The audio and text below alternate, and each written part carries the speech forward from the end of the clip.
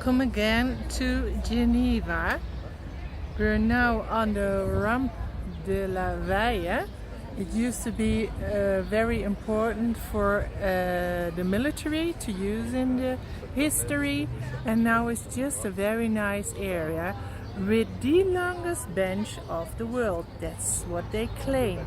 And from up here you have a very nice view down. Down there is the very nice park. Parc Bastion. Behind the trees is the university, so there are always a lot of students hanging out there. And we are now also on top of the mural of the Reformation, which was Geneva started it on. And if I zoom in the mountain, you can probably see, if you look close, there is still a little bit snow on the mountain, and it's already May. Just a few steps further, there is the City Hall of Geneva. Next to the City Hall is this little rooftop square. It has 5 historical canyons, and there are 3 mosaics, which are all 3 different stories about important stories about the history in Geneva. It's small, but it's very nice. Next to it you have the Hotel Restaurant de Ville, and we have Restaurant Amoureux. They are actually in the old time very reasonable priced restaurants, especially on the famous Swiss cheesefondue. They both have starting prices of only 25 Swiss francs, which in Geneva is really cheap. Maison Tavel is the oldest private house in Geneva. It now houses a museum, and all the way upstairs there is a big maquette of Geneva. Following the small alley next to the restaurants, we now hit the cathedral. The cathedral used to be a Catholic church, so inside it was more decorated than it is now, but because of the Reformation here starting in Geneva, almost starting in Geneva, inside is very empty. It's very big, so you can take a free peek inside. Me personally, I like the back of it. This is like on the right side of the cathedral, and you can see the nice towers of the cathedral. You can climb, for a small fee, you can climb the towers of this cathedral, and from there you are on the highest point of Geneva, so you have a nice view over the whole city.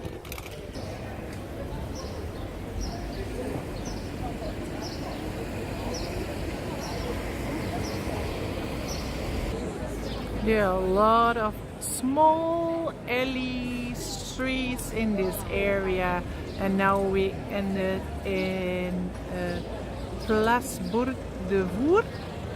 Excuse me for my terrible French. Just behind the church you can see the flags of the church, and this is a very nice square.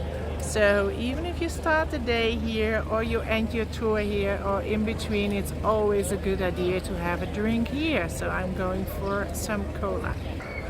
In a small street next to the square is this small restaurant, and here is the menu of the day, only 14. Passing the restaurant and crossing the bridge, we're next to Museum Art and History, MAH. And next to it is a small park with a nice view. The museum, the permanent exhibition, is free to visit. It has a high variety. It offers paintings, even a Van Gogh, a Renoir, so some old Egyptian stuff, and they have like weapons of the military, old furniture from an old castle around here. So it's a high variety for free stuff. If you want to go to the temporary exhibition, you have to pay a little fee. From the square, leaving it on the other side, we also have a very price-worthy restaurant. It's called Geneva Cuisine. The only thing is you have to like chicken, because the best value money is chicken. And if you can see, I will zoom in. Down there, we're going down there. There's already a lake, Lac Le Mans. A lot of people say it's the Lake of Geneva, but officially it's called Lac Le Mans, and we're going down there now.